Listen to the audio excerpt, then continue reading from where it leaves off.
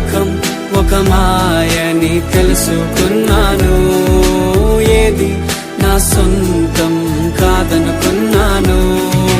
తప్పిపోయిన కుమారుని నేనైతే నా కొరకై నిరీక్షించే తండ్రి నా యేసు.